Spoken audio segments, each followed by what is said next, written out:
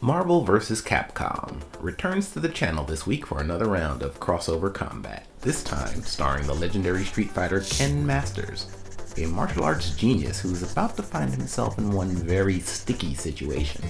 Does he have a chance? Let's talk about it.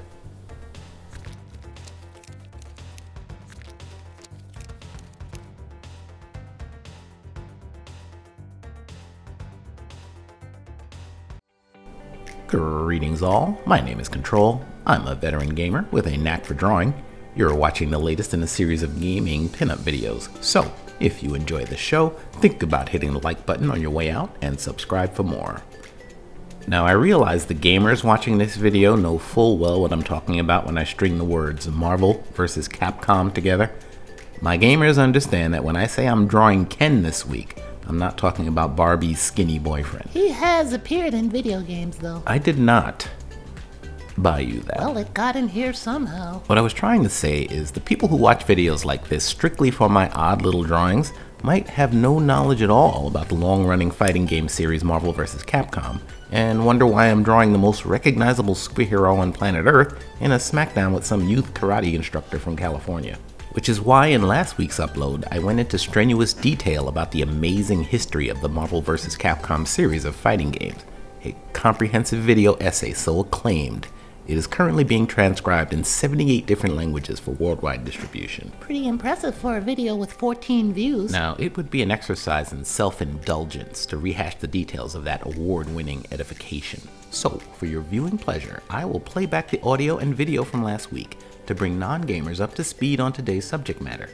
Please enjoy. I don't suppose Capcom just woke up one day and decided to take all their characters and toss them in the arena with Marvel's superheroes, right? Well, assuming that's a subtle request for a quick history lesson. Wasn't that subtle? Let's dish out some quick background on the origin of the series. One of my favorites to look back on, since as an old veteran of the 90s Hey, wait a minute! I'm trying to remember why I haven't killed you. Kontrol, are you really going to just roll tape of old footage from previous videos? Well, that was the plan. It's all relevant to what we're doing today, Wait, I get it. Are you watching episodes of Naruto on Hulu again? Maybe. Kontrol, just because anime series are 40% flashbacks of old footage doesn't make it okay for YouTube channels. Come on, I'm not gonna let it get as bad as Naruto. That show's flashbacks have flashbacks. Seriously, I'm wearing out my fast forward button. I worry about you getting lazy, Kontrol. It starts with a little reuse footage, and next thing you know, you're posting reaction videos and funny cats. Speaking of cats, would it kill you to fall over or play the piano for clicks? Look, let's just keep things fresh and new, okay? For the channel. Okay, whatever. It's not like I'm at a loss for words. What I was trying to say is the people who watch videos like this strictly for my odd little drawings might have no knowledge at all about the long-running fighting game series Marvel vs. Capcom, and wonder why I'm drawing the most recognizable superhero on planet Earth in a smackdown with some youth karate instructor from California.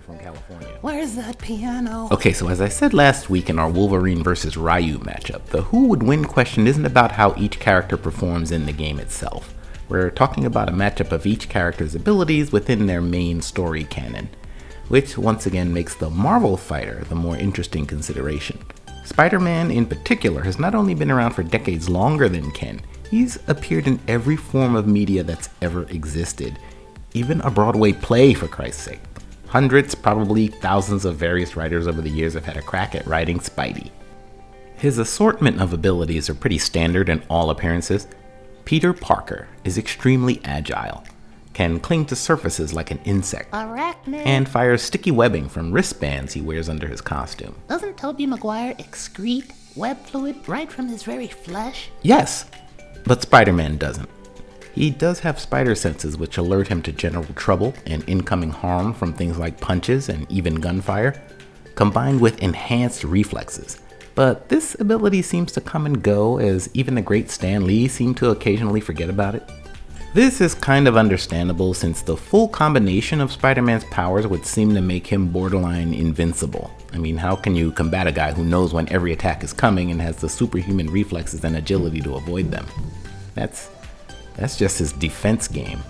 So Spider-Man tends to have temporary nerfs put in play, depending on what a specific writer needs to happen scene by scene.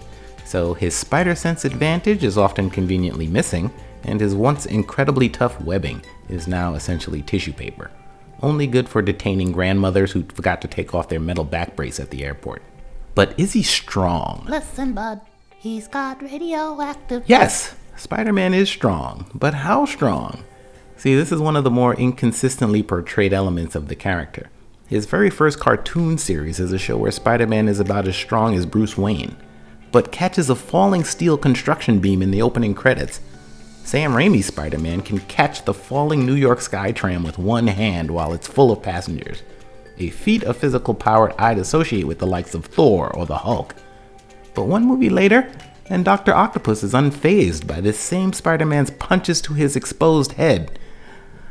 What? Well, obviously having metal arms fused to your back turns your skull into titanium steel. I thought you were a fan of old comics, Kontrol. Now, I'm a stickler for at least some level of consistency, so for Spider-Man, I've always considered the absolute gospel to be the old Marvel Comics handbook, which arrived back in the 80s. The second edition of which included a very specific strength category for each hero. Spider-Man, at 5 feet 10 inches tall, is capable of pressing up to 10 tons in ideal circumstances. In the United States, a ton is 2,000 pounds. What this means in terms of your typical Marvel superhero street fight against the villain of the month is Spider-Man can grab your dad's Mercedes-Benz and toss it down the block at Venom's head. Now, while that sounds impressive, it's nowhere near the elite strength of guys like Namor, the Submariner, or the Thing, who fall into the 90-ton plus range, or something Marvel calls Hulk-level power. But what about Ken? Well, Ken trained under the great martial arts master Go-Ken, here seen in very rare footage from his elite dojo.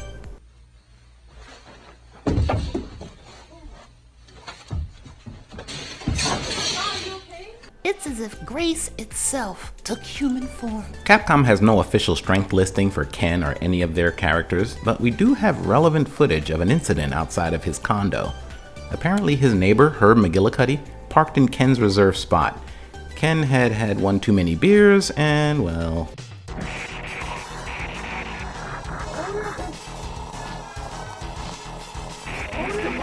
No, please don't do this. I'll move the car. Please, no. Get me down. Herb had just finished his last payment to... I think it's fair to assume that Ken and Spidey might be on equal ground in the strength department. Unlike Spider-Man, Ken's superpowers were not the result of a fluke accident, but rather years of intensive training to hone his body and mind. His fight with Spider-Man would leave him initially confounded, as landing blows proved near impossible against his highly elusive foe. Spider-Man's ability to affect the environment with web lines allows him to control the pace of the battle by slowing his opponent down. This confrontation will turn on which combatant loses patience first and makes the critical mistake that will leave them open. And if I was thinking of the incompetent and buffoonish Spider-Man preferred by Brian Michael Bendis and whoever's writing Tom Holland's scripts, this would be an obvious win for Ken. But I much prefer the real Spider-Man, the one that existed pre-Bendis and can be seen in Insomniac's Spider-Man game from 2018. And that Spider-Man would prevail, if just barely. Of course, that's just my opinion, and just because that opinion is confirmed and approved by the ancient gods of eternal truth doesn't mean you can't disagree. Agreements and disagreements are both registered by a click of the like button, and are then sorted by our highly trustworthy team of nonpartisan ballot-watching officials from CNN. Next week, I hear you say? I didn't hear anything. Well, some superheroes have rogues galleries, but only one superhero team has Rogue.